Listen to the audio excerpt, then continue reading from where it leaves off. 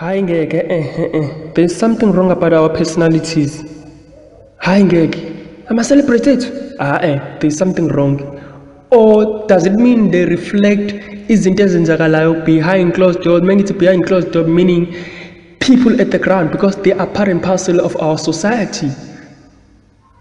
Izinto ezenzakalayo in public eyes zireflecta izinto ezenzakalayo kulabantu esithina abafokazane abangatholi i-coverage media. Ngishare nalo mbuzo because recently bengiposta ngoSomizi noMohali umshado wabo ngithi hayi kuyabheda, and I even posted a video a week ago ngisho ngithi hayi kuyabheda, and a day ago I posted ngathi hayi uMohali sewafayilile ama-divorce papers ufuna ukudivorce uSomizi. Now nasi isimo sika Itumeleng Khune, the number 1 goalkeeper in South Africa, nonkosikazi wakhe uSiphelele Makhunga. Ukhune is going through a lot, and akekho ongazi nengane encane yazi ukuthi he is going through a lot umfana. Currently usanda kushiwa usisi wakhe ngetragedy intembi kabuhlungu yokuthi usisi wakho engashona emlilweni ashe engqonqe ephele nya kwi-backroom. Usisi wakho uMapula Khune, and apparently amaphoyisa ambopha umfana ona 17, and izolo kade ethola ibail lo mfana usazobuyela enkantolo. And I don't know how on earth ukuthi bahlangana kanjani, angazi, angeke ngihlekise ngokufa, angeke futhi ngicommente kakhulu ngokufa ngoba singama-Afrika siyakuzilela ukufa, siyakuhlonipha ukufa. But uMapule usisika Khune bena 27, kanjani ke ingane na 17 years angazi. Leyo investigation yamaphoyisa iwona azothola iqiniso ukuthi kwenzakalani. Mina ngingakhulekela ukuthi amaphoyisa ethole bonke ubufakazi, umenzi wokubi ajeze, aboshwe, ukhiye wetilongo wejele uyolahla le. But asibuyele kule yakhuni. Naku Khune usemanzini uzilile ushiwe usisi wakhe. Boom, nangu uSiphelele unkosikazi wakhe uyasuka uyahamba lubangise eDurban KwaZulu Natal.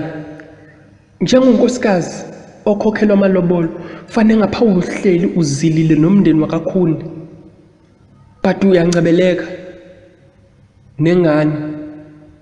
Hayi ngeke there's something wrong here. There's something. So umbuzo uthi ke, is it really over between these two? Because akahambanga uSiphelele njengoba sekushona usisi kaKhune, kade wahamba eGoli wabuyela eThekwini. Baneyinkinga zabo njengawo wonke umndeni, but mekufika isikhathi sokuthi umndeni uhlangane uzile ndawonye, ngicabanga ukuthi kufanele sibeke our differences aside, sihlanganise umndeni and comfort each other in honor of the person who is a deceased. Singama-Afrika iyona ndlela le ngicabanga ukuthi fanele ngapha siphila ngayo. So angazi ke bafowethu kodwa yo hayi bafowethu there's something wrong about this boy. Ukhune is going through a lot. This boy is going through a lot, and ngise angifuna nokuthi kade behleka, but lo mfana ngempela ngabe uqalekisiwe yiZikhune cast. Siyakhumbula phela uTeko Modise na isihlabani isasaziyo kwi-Orlando Pirates, kwi-Sundown na kwi-Cape City kwathiwa si-cast. Now umbuzo wami uthi nje bese ngasekho ngasadlala ibhola nje kusale bani? Kusala Itumeleng Khune, iZikhune cast, uqalekisiwe. Wenzeni umfana kangaka?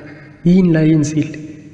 Ngoba izinkinga zilokho zimlandelile. Hayibo. Hayi ngiyamkhulekisa mina. Ngiyamkhulekisa mina. Ngithi Khune qina ndoda amadoda. uNkulunkulu abe nawe. Hawu suka amadoda awa yaza buhlungu into evelele mfowethu. Yaza buhlungu into obhekene nazo. Yoyi. Oh siyabonga kakhulu. Please subscribe in our YouTube channel. Angisabingelelanga igama lami nguSikhomo.